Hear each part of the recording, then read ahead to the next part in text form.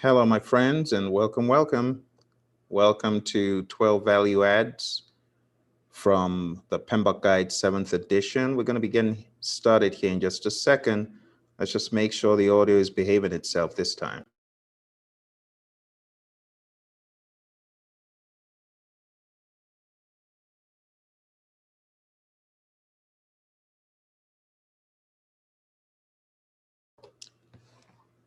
Welcome, my friends, to 12 Value Adds from the PMBOK Guide 7th edition. It's a pleasure to be with you again, talking about the standard that has been recently published. I know some of you had joined earlier on, and there was a spurious technical issue that cropped up, and I had some chipmunks. I can assure you that was not intentional. Okay, so thank you very much for coming back again to hear from me about the 12 value adds from the PMBOK Guide 7th edition. Before we get started talking about the PMBOK Guide 7th edition content, I want to direct you to where to actually get some of this information, because I know some of you, you've been wondering, okay, so where can I get this information? Where can I download the PMBOK guide from? Just go to this hot link. It's tinyurl.com/PMBOK7. Just go there. You're going to be able to download it. tinyurl.com/PMBOK7. Okay. And that will help you. So you go directly to the link that PMI have. Let's go there, take a quick look before we jump into the meat of the content. So if you go to this page, right, the tiny URL link I gave you, it's going to lead you here. And if you're a member of the PMI, all you need to do is go down to the bottom of the page, click on download. That will help you download the 7th edition, and then you can follow along. Okay, you got to put in your password, and you're going to be able to see it. I also want to alert you to this page that has some additional information about the 7th edition. So I'm going to put that in the chat so that you can go to that in your own spare time. Not that. Hang on a second. Yep, there we go. That one. And let's put this into the chat. See if I can take this out of the way. Okay, in the chat. There we go. All right, so if you scroll down the page, you can find additional information about the PMBOK Guide 7th edition and so on. So let's jump straight into it. There are 12 points of value that I wanted to highlight, because I know as you're reading through, you're trying to find out, okay, where's all the value from this book? So let's go through it really quick. Some of the value points that I found, they're peculiar to my preference. I know some folks might go through it and find other points of value themselves. So let's start off with the very first value point. And I've numbered them so that you know what I'm talking about. Wherever you see a G, you know that it means good, great, value add. Okay? So first one here is a system for value delivery. I like the concept of a value delivery system. A lot of folks forget that when we're talking about projects, it's not just about the deliverable. There is more to a project than a deliverable. You need to be aware of the benefits and the value that you're deriving from the project ultimately. This is a schematic from the book that shows you the value delivery system, how strategy flows into portfolios, how desired outcomes and benefits value, the understanding of that flows into programs or projects, and then you deliver the deliverable, and then there's a feedback loop going back into senior leadership, communicating outcomes, benefits, and value performance analysis. Hopefully the value that one is seeking from the project will be gained. I found that to be a value-added addition. All right. Second one that I want to highlight here is the models, methods, and artifact size. I like the fact that that was cut down significantly. I also like the fact that in the model section, we have a lot of these, what we call organizational theory, that was never ever in the PMBOK guide before, but now they have added a number of these and with the right attribution. So I like the fact that we have situational leadership model in there. Now that one on page 156 is lacking mention of Paul Hersey. I like the addition of the McGregor's theory of X and Y, and I like the Ouchie's theory and mention of Abraham Maslow on page 160. It's good. That's all classic stuff. I also like the addition of PMI's own work on page 161, Managing Change in Organizations. It's a brilliant guide to managing change above the project level. So I like the addition of that. I also like the addition of the outcome model. So all of that falls under the models section. The Thomas Kilman model, Stacy matrix, Tuckman's ladder, those are all great additions. And I put all of that under number 2. Okay. And of course, I'm going to come to the last one, last mention there, maybe on slide 12. Let's go to the third one. The third one that I find value added here is the measurement performance domain mention.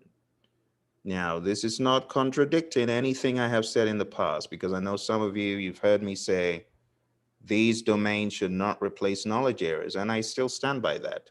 But I like the emphasis of measurements when it comes to how they should be handled. I think this is a good and necessary addition. Should it be a domain? I don't think so. But is there value from the information? That's the bottom line. Whatever you want to call it, that's fine. We project professionals, we know how to weed out the value, and that's really what I'm after, the value. All right, so I like the value here in understanding the importance of KPIs, establishing effective measures, doing it in an intentional fashion. I like the mention made of leading indicators and lagging indicators, effective metrics, what to measure, delivery, and I also like the fact that earned value was included. Thank goodness, because earned value is still used across many industries, and it's just something that's good to be aware of. Okay. So this is talked about again under the measurement performance domain. It's one of the things I find to be value add. Let's move on to the next one. The next one we have here is tailoring. I consider this to be value because people need to know the importance of tailoring.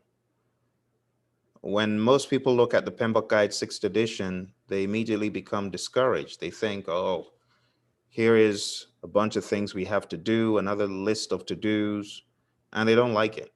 And I don't blame them, because they don't know that tailoring should be front and center.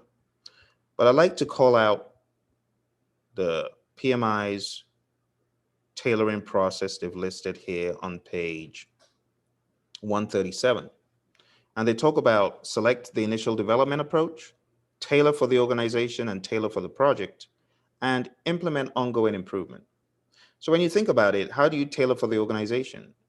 It's based on the organization's makeup. Tailor based on the project. It's based on the team. If you have an organization that is so far removed from Agile, it's going to be hard for you to say, oh, we're going to do an Agile project. It's going to be hard because they don't have that culture. They don't have that behavior yet. You're going to have to train them and help them get there. So the whole concept of tailoring is at different levels, okay? So let's just jot some of them down to give you some better context, like I did initially. So we talk about the development approach. We talk about the organization, talk about the project, and last but not least, improvement. So let me bring this to the top and make it smaller so that you can see what I am talking about. All right, so these are pretty much the 4 steps of tailoring. 1, the development approach. 2, tailor for the organization. 3, tailor for the project. And 4, don't forget improvements. Okay, so as opposed to taking so many processes and so many ingredients of project management and just trying to use all of them, tailoring is important. That was a good mention, good addition. Let's move on to our next slide, which is still in line with tailoring. So what do you get from tailoring? Increased innovation, efficiency, and productivity, lessons learned, further improvement of an organization's methodology with new practices, methods, and artifacts, discovery of improved outcomes, and effective integration with different teams. Also, remember that each project is unique, and therefore you should look at tailoring differently across projects. Project success is based on adapting to the unique context of the project to determine the most appropriate methods. And tailoring the approach is iterative. It's going to be a constant process. Let's go on to our next value point. The next value point is right here in the models, methods, and artifacts section in the size. They've whittled down what used to be tens of pages into just a few pages. I think that's an intelligent thing to do. So let me tell you the pages I'm actually thinking about here. First page where they whittled down the mapping of the models is on page 173. It's a very handy map that can be used by anyone to just understand what are the overarching models and where they most likely to be used. And I like the page 182 and 183 mention of methods. So there's a difference between models versus methods. I've talked about this in other webinars. And then when it comes to the artifacts, yeah, trust the artifacts to have more pages, but they're only 3 pages. So when you take a look at the pages that I've been mentioning, in addition to 193 to 195, you see very high level mentions of these artifacts. And it's easy to just go through them. They've never done this before. This has never been done before in any other PMBOK guide for the artifacts, for the outputs you get. Okay, now they're not calling them outputs, but that's pretty much what they are. So you've got a list of strategy artifacts, you got logs and registers, you got plan artifacts, you've got hierarchy chart artifacts, baseline artifacts, so on and so forth. And that language of artifacts, I expect that to permeate into the exam eventually. So it's good to know. All right, let's move on. All right, the next concept that I would like to stress here as value is actually the focus on value. And that's the one I really want to focus on here. Focusing on value is important because when you take on a project, you should remember that there's more to the project than just deliverables. This is something that you could take back to your PMO, take back to your company, and really stress the point that it's not about the deliverable, it's more about the value that you derive. What is value? Well, value has been defined as the net quantifiable benefits that you derive from a deliverable. So value is the ultimate indicator of project success. That sounds very much like working product is the primary measure of progress, right? Sounds very similar. Value realized through the project at the end or well after. You could recognize value in the middle of a project or maybe after the project.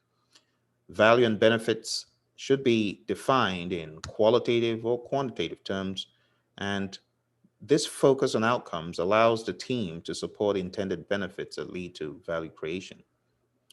Evaluate progress and adapt to ensure the expected value can be realized. It's all about realizing the value. So it's not just about handing off the deliverable. There's another piece to it. That piece is, did we derive value from this tool? As we've seen in other projects, probably projects you've worked on, I've seen that on projects I've worked on, where you deliver value, but no one is using it. So there's actually no value. You thought there was going to be value, but because no one's using the system as you thought, no one's using the deliverable as you thought, then that value cannot be realized. You probably do not get any return on that investment. It's a waste. And that's why the concept of value is very important. That's why I have given it a G and my number 6 on this list. When we talk about value, though, don't forget business need, project justification. These are things that should come into play. All right, the next one I want to talk about is system interactions. This is actually in chapter 2 in the 6th edition.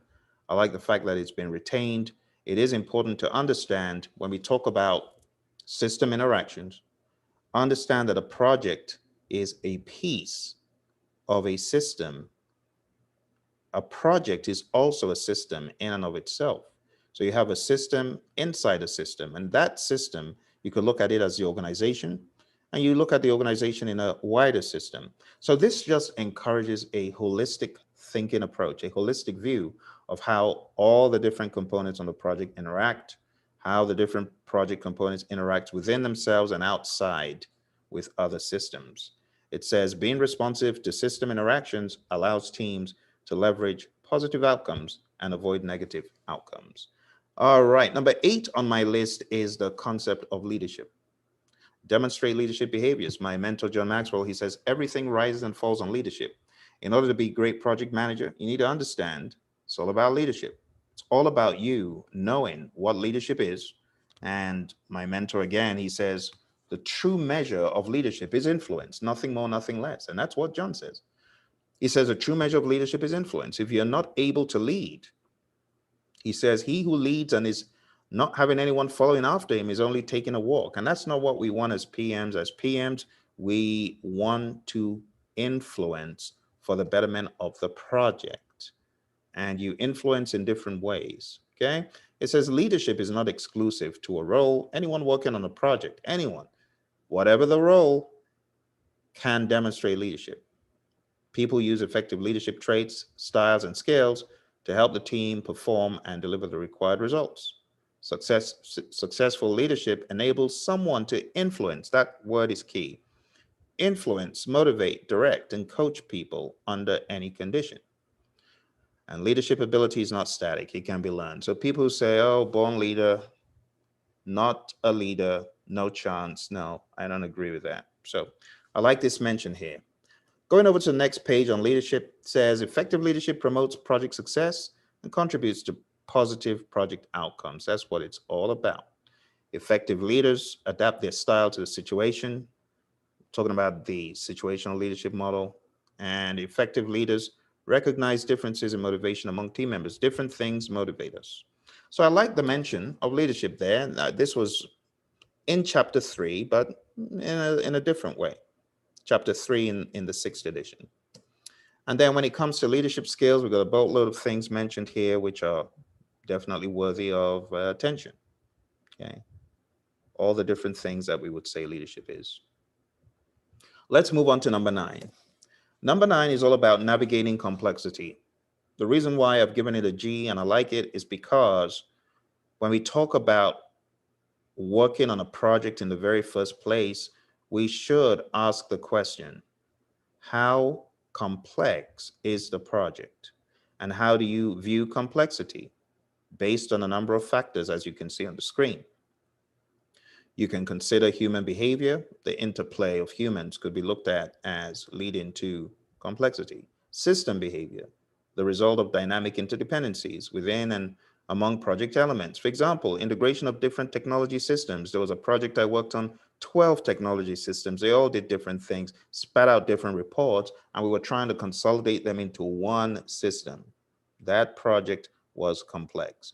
You had loose leaves of paper in digital format. You had Excel. You had some systems running on a Java platform, some running on C++, some running on just basic database and access. And then you had to take all these systems with all their complexities and quirkiness and manual human interactions, and you had to put that into one. That was a complex project, but it was based on the system behavior and also some human interaction as well, because we humans from all over different departments. Talk about complexity. Also, ambiguity, a state of being unclear, not knowing what to expect, and uncertainty, lack of understanding and awareness of issues, events, and so on. All of these, they can be used to describe a project that is complex. And this is important for us to understand that complexity exists. And when you're in the early stage of the project, you need to ask yourself, is this definable work or is this high uncertainty work? If it's high uncertainty work, then you know you should be working with Agile. So I found that to be a good mention. Let's go to our next one. Next one is optimize risk responses, address opportunities and threats. So I put this address opportunities and threats in the forefront. It's not as upfront as I put it, but I like the fact that within the body of text there, it does talk about opportunities and threats. We typically hear people just talk about the negative risks or threats, but the positive risks and opportunities are also very important. And I want to encourage anyone whose PMO is not taking a look at opportunities to actively do that. It says, individual and overall risk can impact projects. Risk can be positive opportunities or negative threats. This is on page 53. So take back to your PMOs, to your organizations, if they're not actively thinking about positive risks, they should. Okay. Understanding the context of risk appetite, risk threshold, risk attitude is also helpful for practitioners. Just understanding how these risk elements are defined. Let's go on to number 11. Number 11, enable change to achieve the envisioned future state. I found this to be a really good mention because we often just talk about projects and change at the project level. But in this edition, the PMI begins to include the narrative of risk at, not risk, change, I beg your pardon, at a much higher level. So it says a structured approach to change helps individuals, groups, and organizations transition from the current state to a future desired state. You see how they just put in that word organization. So when we're talking about change, those on taking the exam in the future and even now, they probably already know this, that change is not just looked at the ground level of projects. No, you got to look at it at a much higher organizational level. It reads on page 58, remaining relevant in today's business environment is a fundamental challenge for all organizations. Relevance entails being responsive to stakeholder needs and desires. This requires continually evaluating offerings and the benefit of stakeholders, rapidly responding to changes, and acting as agents for change. So they're talking about a number of things here, not just at the organizational level, but also even at the project level. The way change affects a backlog or product backlog, that should also be thought of as well.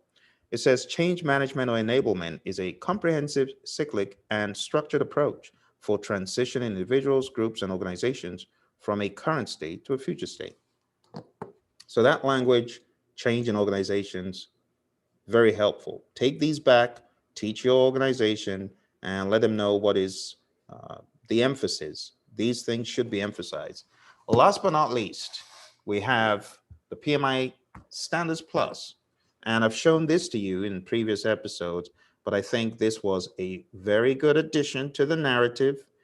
It's not exactly a physical type of book or anything, but there's a lorry load of information. There's videos, there's templates, there's tools, there's documents, papers.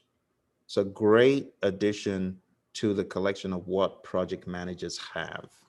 All right. And those are the 12 things that I want you to begin to train, coach, and expose your teams to so that they know the value that's buried in here, that's hidden in here. All right. So let's go through them really quick. One, train them on the value delivery system, the importance of value. Okay. Two, let them know about the summary of the models, methods, and artifacts, those pages I mentioned. Three, let them know about measurement. It's very important to have the right measurements. You know, in the previous episode, I talked about how my buddy Roy worked with this company and they chose a very unwise metric. They chose the metric of number of defects found, and they were awarding rewarding the team based on the number of defects found. But little did they know that the testing team was in cahoots with the development team as a result of such a poor metric. And it just led to bad behaviors. The development team will create some fake, bugs that the testing team could find and get rewarded for because they were their buddies. I mean, you work together. Hello? Well, what do you expect? So that could lead to bad behavior. So just keep those kind of things in mind. All right. The next one that we talked about was the importance of tailoring, and I showed you the 4 steps. Okay. The importance of tailoring again. All right. And then we moved on to talk about models, methods, and artifacts specifically. This time, not just the size, but actual things within here that were of value. And speaking of value, we then talked about focusing on value, the importance of focusing on value right from the get-go, all the way through to make sure that value was delivered. Okay. These are things you need to be training your people on. Train your teams. When they're looking to authorize a project, let them focus on value, benefits. Okay. This has come higher up to the surface now. Recognizing and evaluating and responding to system interactions, help your team understand what it means to have a holistic view of how the project domains interact, how project components interact, how systems interact. Number 8, demonstrate leadership behaviors. I could go on and on and on and on talking about leadership. There's one place here that they were talking about leadership that I really like. They said leadership is different than authority. Now, leadership starts with authority, though. So think about it. If you come into an organization, you start off at level 1, as my mentor John Maxwell's book, The 5 Levels of Leadership, says. You come in at level 1, and that's position, right? That's the power you've been given, and you cannot lead beyond this position if you don't do something intentional. So you need to move up to level 2. You need to begin thinking about being likable, being personable, all right? And then you move up to 3, and then you're into production. You're producing, and people can see what a powerhouse you are, producing great things for the company, knocking projects out of the park. And then you get to level 4, and we call this a personhood level. And this is where you're just mentoring people, coaching people, helping them grow. That's level 4. And then level 5 is the pinnacle. You do not forget 1, 2, 3, and 4. You're consistently doing all of these over a period of time. And that's when people in the firm begin to recognize you at the pinnacle, right? But leadership does start at position. And in order to lead beyond your position, project manager, because people, we talk about legitimate power. This is legitimate power. If you want to go beyond legitimate power, my friends, you got to be personable. You got to be a producer. You got to be a people-oriented person, sewing into people. All of that stuff. So I like what PMI has here. It's a great start to build on from a leadership perspective. All right. And for those of you PMPs who, you want to grow in leadership, just go on down to projectleadershipinstitute.com. Join one of our programs if you're really serious about taking this leadership in project management to a whole new level. We got some programs there. All right. The next one we talked about was navigating complexity. And we talked about these 4 important components on the screen. Next one we talked about was the importance of risk and opportunities being emphasized, not just negative risk, but positive risks, which we call opportunities. All right. And then we talked about change, the importance of change at different levels. And last but not least, Standards Plus. If you haven't gone to Standards Plus, it's right there, standardsplus.pmi.org. Take a look and you'll see some of the value that you can gain from this portal. All right. I know it was very quick, but I hope it helps you to summarize some of the valuable things you should be taking back to people you work with, your students, just people in your project management network. All right. So is it a tough read? Yes.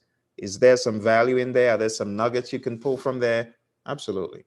So I encourage you, pull those nuggets, share them, teach them, and help people understand them. All right. Thank you very much for joining me. Again, if there are any questions or if there's any aspect of the 7th edition that you would like me to hone in on, don't forget to just let me know. You take care and bye for now.